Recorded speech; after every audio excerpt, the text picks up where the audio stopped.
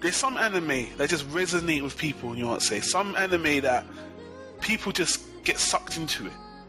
Particularly what this anime is about. It's actually surprising so many people have just fallen in love with this anime. And I mean, I know people that do not like anime that love this anime. And there's only a couple of titles like Berserk and Basilisk and possibly even Akira. No, actually, let's just, as much as I hate to admit it, the Ghibli stuff. The way that people are just drawn into Ghibli stuff, people are drawn into this anime as well. And it's a favorite, man, among fans. And I know a lot of people love it. You love it? You know what I'm saying? I love this anime. Yeah, we're not going to keep you in suspense, people. This is actually one of our favorite animes. It's in my top 10 anime. It's in a lot of people's top 10. It's in a lot of top 10 lists on a lot of anime sites. And to give you the name, against Rumbling Hearts. And let's go into some trivia about Rumbling Hearts, because I can't stand the name. And I got into an argument with One Life about how this name came about. People, the official Japanese name is called Kimi ga no Uzu Ien, which literally translates into the eternity you wish for. And that is what me and Nuance refer it to as. Indeed. We always call it eternity, right? Yeah, man. That is what it's called, eternity. Eternity for sure. But this is why it's called Rumbling Hearts. The eternity you wish for is based off a Japanese visual novel game that was released by a company called Age in 2001. It was then later ported to the Sega Dreamcast in 2001 as well, and the PlayStation 2. I feel like I'm repeating myself.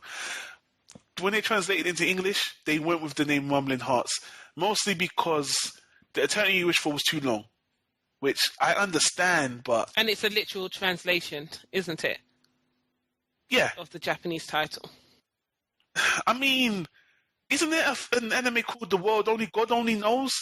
There are some long titles for anime. I don't think that's a good enough reason. I don't think it's a good enough name anyway. Rumbling Hearts just sounds terrible to me. You know, it actually sounds like a visual novel game, but it sounds like a bad one. All right, so I hate the name, and I hate calling it Rumbling Hearts. But anyway, I digress. The game was adapted into a 14-episode anime, which is what we're reviewing right now.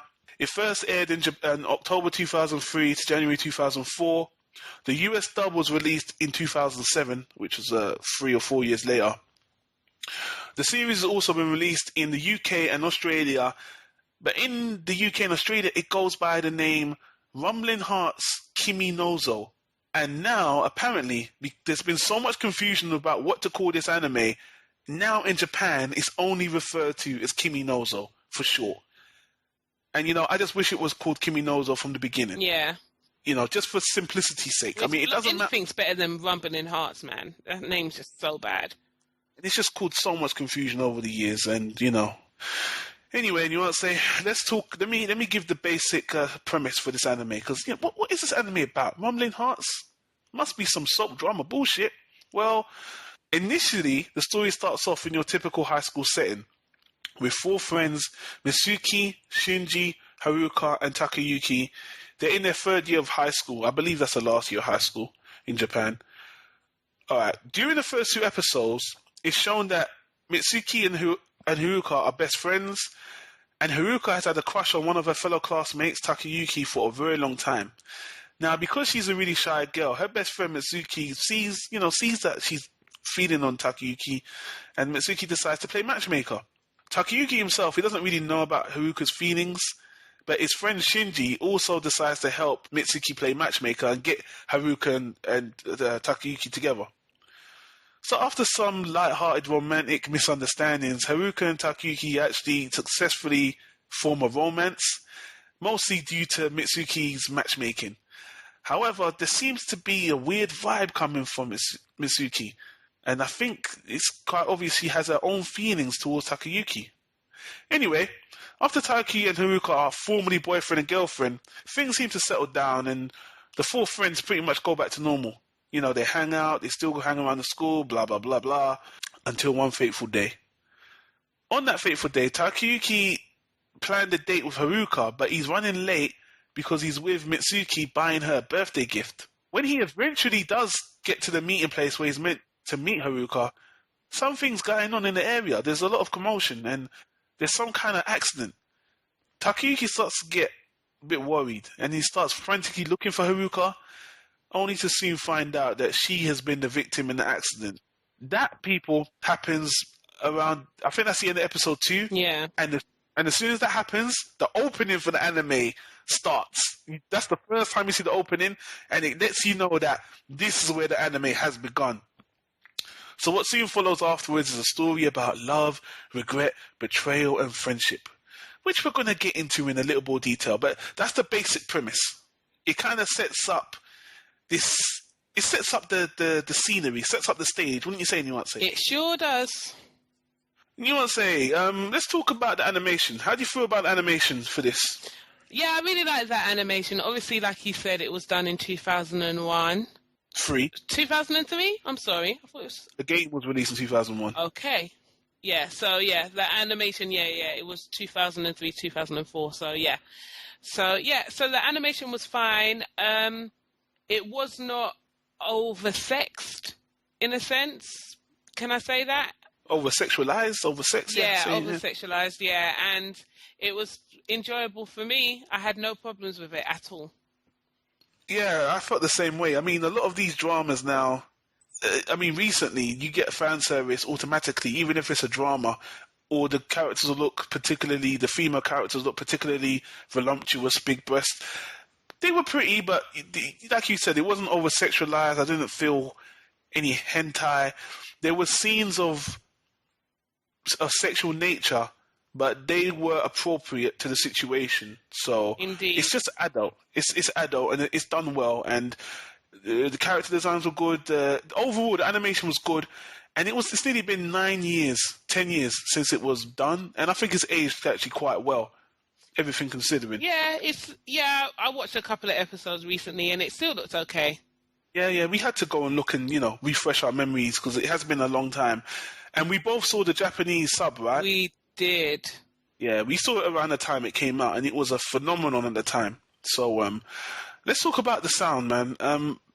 I don't really have much to say. We already said we saw it in the Japanese sub, and it was fine. The characters' voices were perfect. The opening, I liked it. I liked the music for the opening and ending. The opening theme, closing theme were good. Was there anything I didn't like? Not really. Another thing I liked about the anime actually with the sound, they didn't use a lot of background music because they didn't have to, and it's mostly dialogue driven, but not dialogue driven in a boring way. It's just a lot of it is just conversations and the characters having to go at each other for whatever reason and having conversations, dramatic scenes, blah blah blah.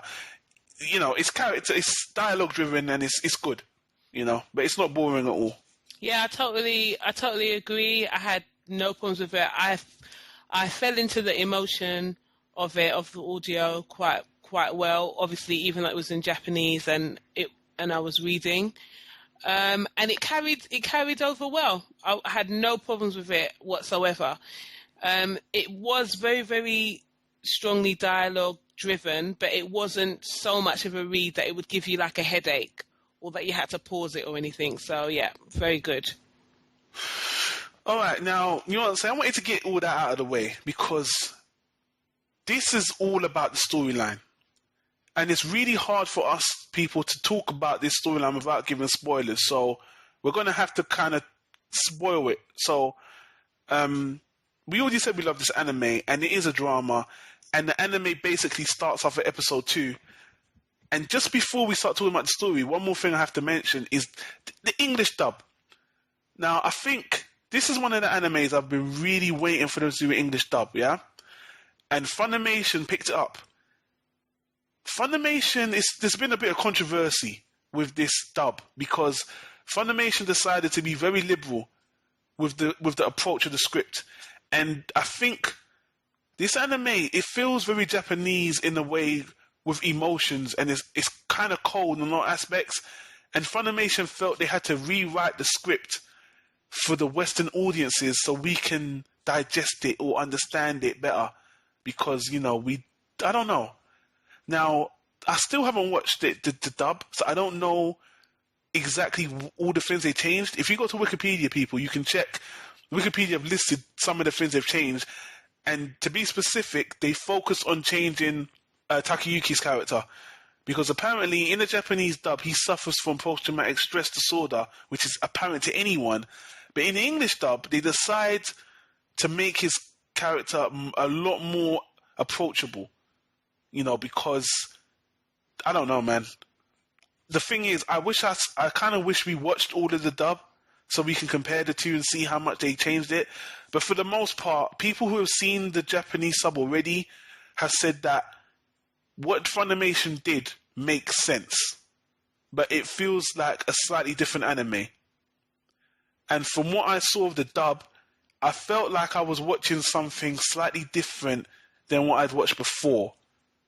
But overall, there hasn't been a lot of complaints about it. So, you watched a couple episodes in the dub, right? And how do you feel about what you saw? I felt slightly uncomfortable with what they've done to Takayuki's character, because the fact of the matter is he does suffer from post-traumatic stress, and I think all the way through the anime, the Japanese version, it's very apparent and it's very important for the anime. The episodes that I watched, because some of those elements had been changed, where it seemed to be that he suffered from post-traumatic stress and he got over it and now he's fun, he's happier. I found it slightly uncomfortable in a sense, because I started to think to myself, he never said that before, he never did that before, and it kind of threw me from his original character. I mean, some people might think that that's a little bit OTT, but for me, I felt like it's important for his character to kind of stay in the same thread. And the fact that it did waver off into a more positive element was slightly distracting for me. Do you think that's a bit patronizing for the Americans to do that? To actually just change the character because they felt that we wouldn't understand, or maybe... Don't you feel like it kind of just changes the whole story for them to do that? It changed the story, and I didn't really like it. It made it slightly uncomfortable for them to try and say that, for us to digest it, let's make it a little bit more light-hearted. Well, I don't think they use the word digest. I think they use the word for it to translate, for us to understand. I mean, it's the same difference for me. It is. I mean, I know they're Japanese. We're all human beings. I think I can understand. Depression and stress disorders, that goes all over the world. You can't turn around and say that we won't find that relatable as the Japanese will. I mean, when you watch it in its entirety, it makes 100% total sense. His actions make a lot of sense as well because of what he suffers from. And so for them to change that, and I did find it slightly unnecessary that they made it seem like he came out of it, miraculously came out of it, and now he's fine. I didn't like that. Well, I haven't watched the dub, and I can't. I know we're kind of criticizing it, but we haven't watched it from beginning to end. I haven't, but I will say that the episodes I did watch, the dialogue was changed, and I could tell straight away. And it did make me feel, especially with him, with Takayuki, it made me feel like he is a different character. All right, let's back away from the story. And I just want to say something. The time I started watching this anime, I hadn't seen a lot of dramas. Like, we've just reviewed Clannad and Spice and Wolf and even Romeo and Juliet. And those are like relationship-based. A lot of them are relationship-based animes. But the time I watched this, I mean, this was the best introduction to this type of anime. I mean, I always tell people I love Josei type anime because relationships are very interesting to me. And to see this anime does it so well, does this situation so well. We're gonna talk about this at the end. We're gonna go into a little bit of a spoiler section, but right now I just want to gloss over it and say that this is a kind of a love triangle anime. It's just not soap opera-y, and the things that it tackles, post-traumatic stress disorder, betrayal, loss, I mean, it's just done so fucking well, man. You know, what can I say? And the ending, a lot of people find the ending controversial. I think the ending is very believable. And I like the ending. I think it's very, very believable and very realistic. And on a whole, I love this anime. Before we go into the spoilers, I'm gonna let you have your bit. I'm just gonna rate it now because if you haven't already do our ratings now. Yeah, because we're gonna have a conversation about the anime in detail. Okay. So just for those people who don't want to spoil it, who should just watch it, you can watch this anime for free on YouTube. Funimation are streaming it for free, the dub. So I don't know if you can see the sub, but anyway, this is in my Hall of Fame. Easy. It's the best anime drama made to date, as far as I'm concerned. Period. And everyone, 90% of people I know love it. So that's my rating. And your thoughts, Nuance? Yeah, I love this anime, but the funny thing is that everybody that I know that have watched it has come out with mixed feelings about it. So, you know, even though we're saying that it's a kind of love triangle, it doesn't necessarily mean that everybody's going to come to the same conclusion, because with this anime, it's complex. Its complexities are extremely interesting and are relevant, I feel. So yeah, it is one of my top 10 animes, and definitely for me, it's Hall of Fame again. It's like I'm throwing these out, like cards. It's Hall of Fame for me because it really talks about a lot of issues. It talks about, like you said, loss and the fact that how that can affect people's futures and things like that. It talks about love and relationships. It has some sex in it, but in an adult way. It's not cheaply done, in a sense, and it really spoke to me on a lot of levels. You know, I found it quite poetic. So yeah, it's Hall of Fame for me. Okay. Now we're going to just talk about some of the key aspects of the storyline, people. And I also want to let you guys know we're going to give our take on the OVA, because when the anime ends, the main character kind of has to make a choice between two female characters. 4 years after the anime was made, in 2007, they announced they were going to make a sequel to The Eternal You Wish For, Rumbling Hearts, whatever you want to call it, and it's called Next Season. And basically, that story focuses on what if Takayuki went with the other character. And there's no way we can talk about that anime without spoiling everything, because you kind of have to know how the first season ended to know how this one ended. So now, people, if you don't want to listen anymore, we're giving our ratings. It's a great anime. Everybody loves it. And I just want to say, for the record, as a guy, it is not a shoujo anime. It doesn't feel like Days of Our Lives or The Bold and Beautiful or any other stupid soap. It's actually, if you have to watch one anime drama, only one, watch this one. Okay? I can't praise it enough. Well, we already spoke about what it is. It's not a josei, is it? It's a seinen. Well, we never actually said that yet, but I thought it was a josei. You know, me and Nuance are playing this game now. You know, guess the demographic, basically. Guess the demo. And I've just thought, I don't know, man. It's hard for me. I thought I was good at this. I know Old Boy will probably just get it, and Nuance seems to be getting it. But I thought this was a josei, because I thought this would be more targeted towards, older women. But I don't know. I'm wrong, and I don't really know why. Why am I wrong, Nuance? This is a seinen. This is actually a seinen. This anime is actually geared towards older males. I think it's got really to do with the main character and what he goes through, especially, and the fact that it is a very, very adult. It's a very adult anime. It has sex in it and things like that are geared more towards the male side of it. Maybe. Yeah, but not making it like the older male, not making it like, I want to jack off, in 5 minutes. You know what I mean? I just think I could see the reason why it's a seinen for me. Yeah, I guess. And sometimes I wonder, I'm gonna bring this joke. It's gonna offend any female listeners right now. I was listening to this audiobook, and this guy, he writes a lot of. I'm not gonna say the author's name, so don't ask. This guy said he writes a lot of books for the female audience, and someone asked him, "How do you write a book geared towards females?" And he said, "Simple. I just think of a male, and then I take out reason and rationality, and then I have the female perspective. Why don't you go fuck yourself instead? And you knew that I was going to say that. I don't even know why you brought that up. I would literally kick you and him in the nuts for that.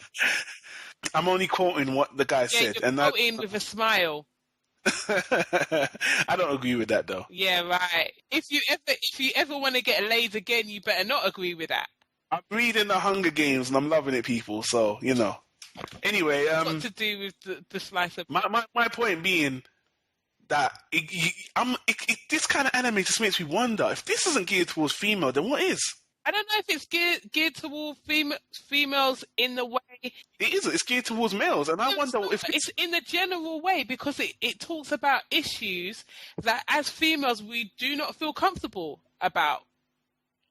All right. Anyway, now nuance. Let's talk about let's ruin this for people. People, you had your chance. Now we're going to start spoiling it and giving our true thoughts on it. Let's talk about now. We can talk about characters. Now we can get into the characters, nuance, because we're going to start spoiling things. Takayuki, after Haruka has an accident, obviously she's in a coma, and he's in a situation where Mitsuki obviously has liked him even before the accident, and you get to see a lot of flashbacks of Takayuki being in torment. Haruka's in a coma, he doesn't know what to do, he feels guilty, and you can see all the pain he's going through. And Mizuki's on the side, and she's watching, and I feel like she was hurt as well. She lost her friend's sick. But her eyes were really on Takayuki, and I was like, I'm not going to say she's the same character like Senkai from School Days or anything like that. But, she seemed to take advantage of the situation. I mean, hell yes, she took advantage of that situation. I mean, the thing that bothers me about her is the fact that she knew she liked the guy from day one, yeah? But her let's just put it, her all of her feelings weren't realised until she set him up with her best friend, yeah, Haruka. And as soon as that happened, then she decided, oh, actually, I like him, And she picked a day when he was meeting Haruka for a date, for her to do a little flirting thing. Oh, let me help you pick out a present for her.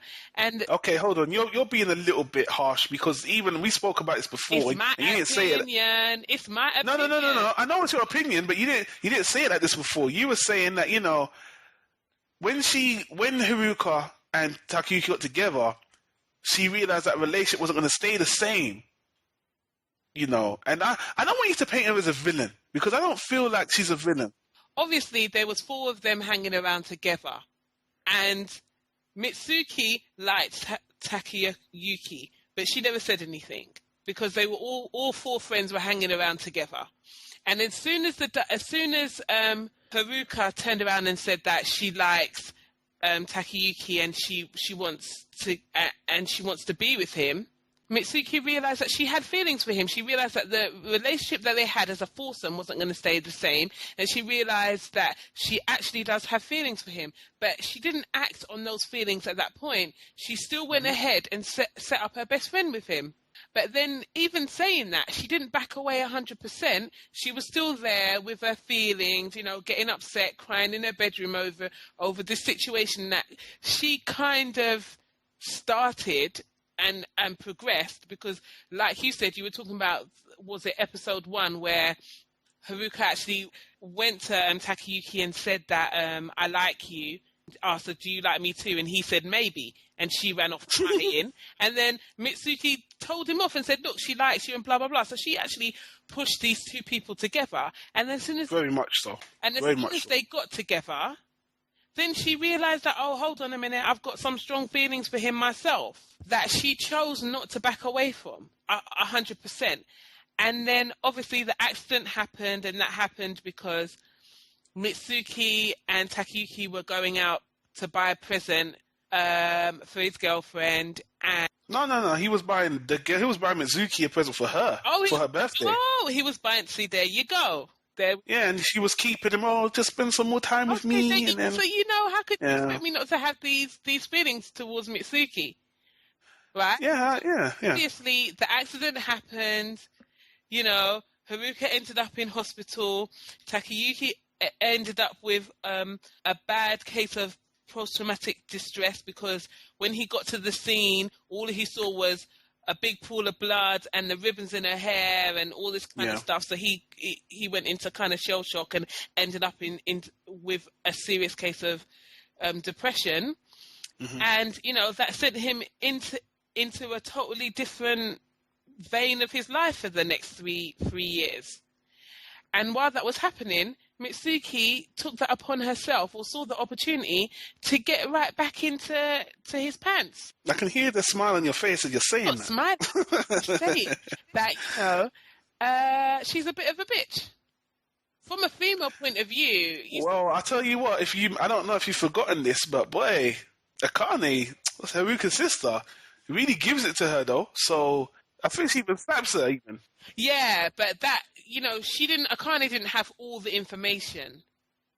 The reason why I say that Mitsuki is a little bit of a bitch is because Takayuki was in the depths of his depression, mm-hmm. to the point where he was going to see Haruka at the hospital, and he was talking to her and thinking that she's answering him. He was going a bit crazy. So, and the parents decided that, you know, we don't want you to come and see her anymore.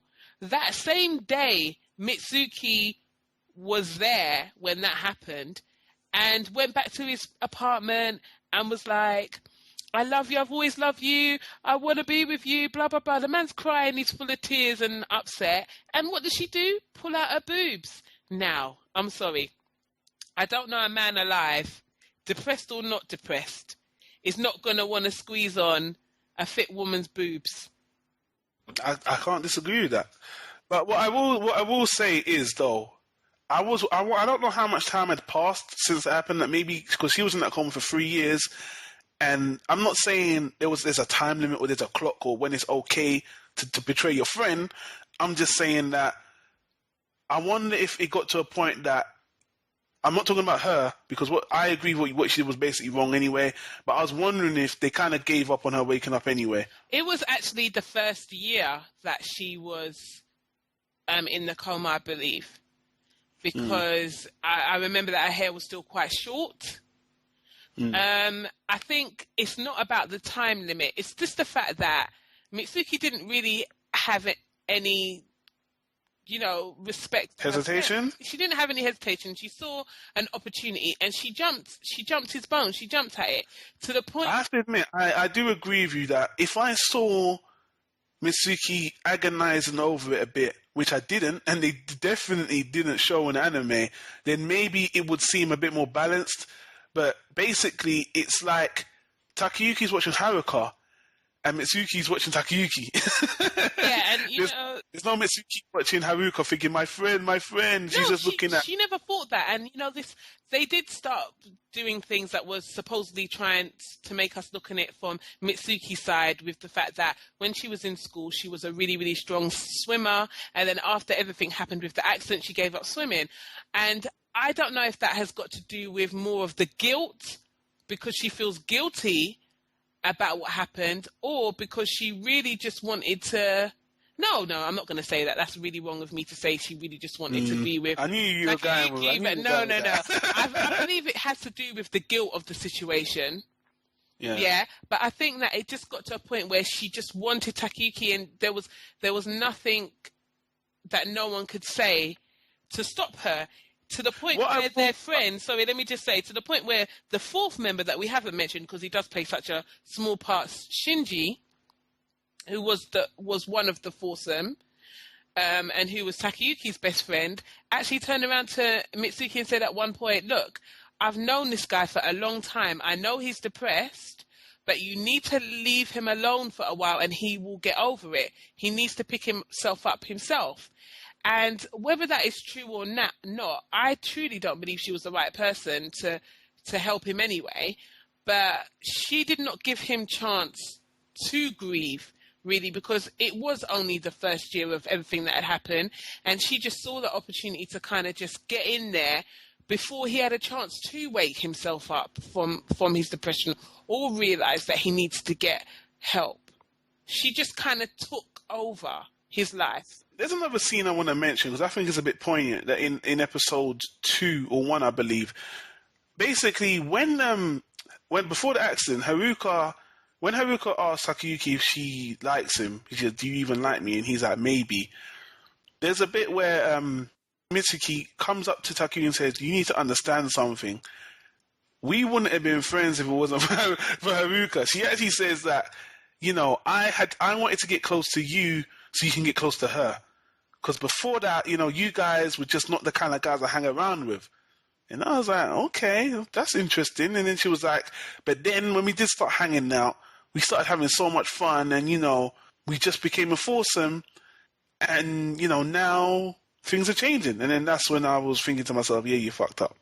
And, when she said we wouldn't have been friends if it wasn't for her, then I was thinking to myself, your character to me, if you're saying that, then I'm getting a bit confused. But, whatever. But she used that as leverage that, Haruka brings us all together. We're all friends because of her.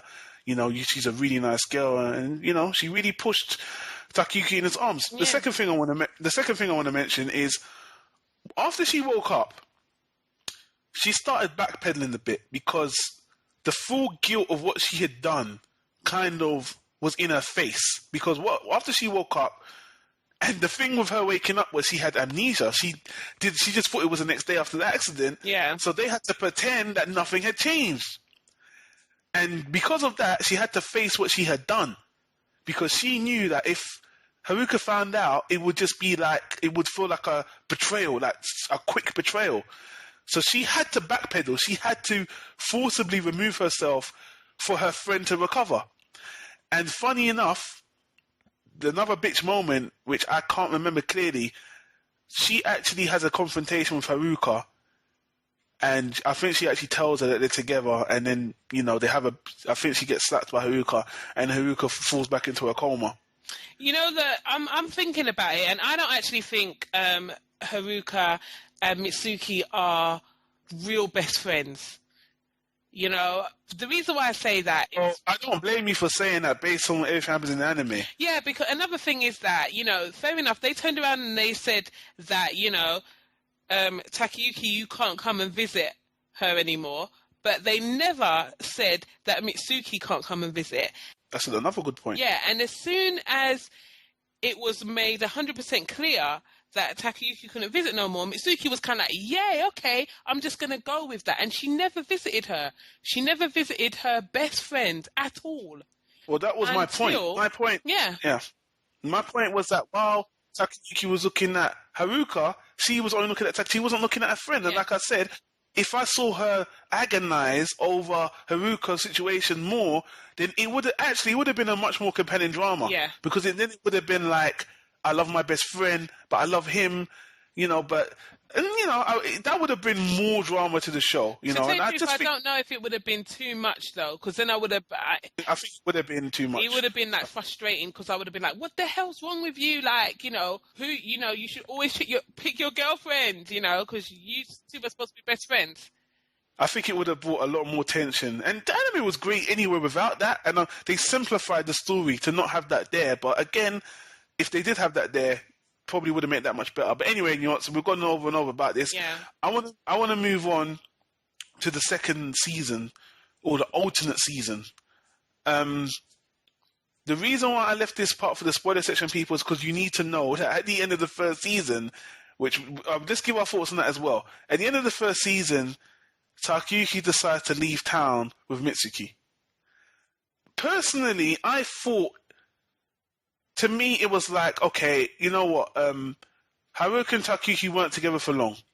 They were only starting to fall in love. The accident happened, and, basically too much has happened.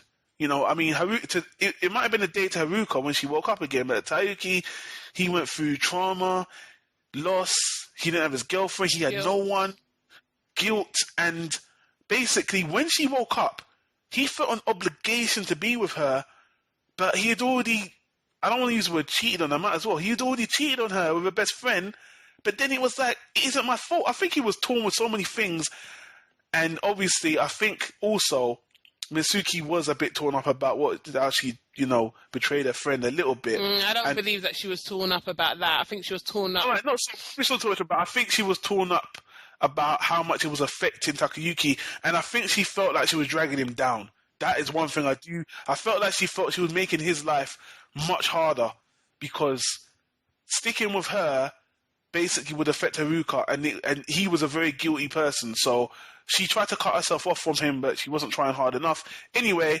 he picked her. He picked Mitsuki and left town. And I thought to myself, I really believe that because too much had happened. They had already kind of ruined. All three of their relationship was ruined, and now it's just best of them to leave. I actually thought it made more sense. I felt sorry for Haruka, but I thought to myself, considering she lost 3 years of her life, she has a lot of therapy she's gonna need. So maybe it's best if she just has a fresh start. I know it's gonna hurt at first, but it'll be easier for her to move on without him. And I thought it was believable, but a lot of people didn't like the ending. I didn't like the ending because I didn't like Mitsuki, but ultimately it was apt. I don't necessarily believe that. I believe that Mitsuki, loves Takayuki, but I don't believe that. I believe that Takayuki has got a lot of problems now, and his depression is a major problem for him, and I don't think that it would ever be over. And I think that Mitsuki can deal with that much better than, Haruka. That's what I believe. Because, she just wants him. She doesn't care what state he's in. She just wants him. And so, I felt that the ending was apt. I think there was a lot of twists and turns with the story that made it more interesting. I feel that because they had to, when Haruka woke up and they had to say to her, they were told that they had to act like it was the next day. That's when it made their relationship a little bit more complicated. And that's where I think it was harder for Takayuki because he had to relive those feelings. It was the same girl that he had known 3 years ago. And I think that's what made a lot of the complexities even more interesting. But yeah, the fact that they ended up together, it was bittersweet for me because... I think that's the perfect word. Yeah, because I don't really like Mitsuki and I felt bad for Haruka. But yeah. Okay, before we go into the second season, we've been talking about this and I was starting to think, Eternity sounds a lot like School Days. Did School Days rip on this? Because the situation is extremely similar up until the point where Senkai just, Anyway, that's all I want to say. I felt maybe School Days ripped off this a little bit. I think there's a lot of similarities, and I think they brought their adolescent energy into School Days, which, and 2000. When was School Days done again? 2009. Yeah, and, the 2009 element of the way things go in this day and age. So I think that there are some very, very strong similarities between the two. But... people probably get upset for us even saying that. But if you look back on it, they may get upset. But if you really look at the two of them, I'm not saying that School Days is superior to Eternity. It is no way in heaven or hell more is better than Eternity. No way. But there are some elements in there where they seem to have used Eternity as a little bit of a muse to create School Days, even though I can't stand School Days. I would say template. Okay, yeah, template. Anyway, now let's move on to the second season. I don't think this will be very long because the second season or alternate season, I think there's another OVA, but that's just a fun little thing I don't want to talk about. What I want to talk about is in 2007, they announced they were going to do an alternate ending story, which is going to focus on what if Takayuki picked Haruka and what would happen then. Now, I'll just say right off the bat, people did not like this anime for many reasons. The first one, which I understand completely, It's only 4 episodes, and they released 1 episode every 3 months. What was the point in that? I don't know if they were trying to do every episode of the season or some stupidness like that. Every 3 months, that is crazy. Yeah, so it will last a whole year. So people had to wait a whole year to finish it. And, I saw it happening. When I heard it, I was just watching, and I saw the dates, and I was like, I'll wait for this to finish. And I wasn't sure how long it was going to go on for. But 4 episodes for a year? That's stupid. People got pissed. Anyway, apart from that, talking about what it's about, like I said, in this alternate story, Takayuki picks Haruka, and Mitsuki leaves town for a little while, and then she comes back. Now, you would think this is just an attempt to just milk the show, or it would be a lame attempt to give the other fans, because you probably have your team Haruka and your team Mitsuki, just to give Team Haruka their perfect ending. This anime, to me, is not your fairy tale ending. This isn't, Tatsuki picks Haruka, then they all live happily ever after. No. That's not what happens here. This is a really good... I'm not even going to really... This anime is just about character development. He's already picked Haruka, but, they got so much trauma between the both of them, and the anime doesn't shy away from it. And I just think it's done really, really well. Now, some people have said the characters feel totally different because you get to understand them more. I just feel like they did a little bit more character development, and they brought a lot more understanding of how the characters think. Yeah. And I'm going to let you explain, because you made a good point about a fault with Haruka in the first season that they rectify with this season. Yeah, I feel that in this season, you get to find out more of a personality about Haruka, because in the first season, she's more like weak and feeble, and you don't really know anything about her. You don't know her thoughts and her feelings, how she feels about anything. And so you just see her as a kind of meek kind of character with, who's just really sweet, and all this is happening to her and it's just bad luck. Whereas in this season, you get to see more about how she thinks and she feels, and you get to see that she's got a mind of her own, and she has got her own desires and wishes and thoughts for her future, and she makes some decisions that are hard for her in her life. And so I felt that I really liked it. The thing is that I said to you earlier is that I think Eternity, the first season, is more about Takayuki. It's about what he's going through and the depression and how everything has affected him and how events leaded up to the point where he's in right now. And I feel that the second season is more about Haruka. It is about her life and how she feels. You get to see a little bit more about her background, how it's affected her family and things like that. And so, I mean, if I had to watch 1 episode every 3 months, I'd probably hate it too, because that's absolutely ridiculous. But I didn't. I watched it all, when it was done. And I think that people that hated it, I think you should rewatch it in its entirety as just the 4 and not, if you had to space it out between 3 months, because as soon as you've watched 1 episode and you've digested that or whatever, you got to wait 3 months for another. So it's always like you're starting again. It's stupid. I don't know why they needed to do that. I mean, that's just taking it to milking to another level, to tell you the truth. But yeah, I really, really liked it. And it answered a lot of questions for me. And the ending was apt. Yeah, I thought it was really great. I felt like the first season was a dish, and this season was like a sauce that I could use to enhance my enjoyment of the first season. Sauce on the exactly. It was like my Whopper, and I had some barbecue. I was like, give me that barbecue sauce. I put it on there, and it added flavor to the burger. I love this. Is not your happy ending. This is not your happy ending, man. Even though he ends up with the other girl, there's still so much to work through. It's done really well. This complements the first season. This is easily Hall of Fame.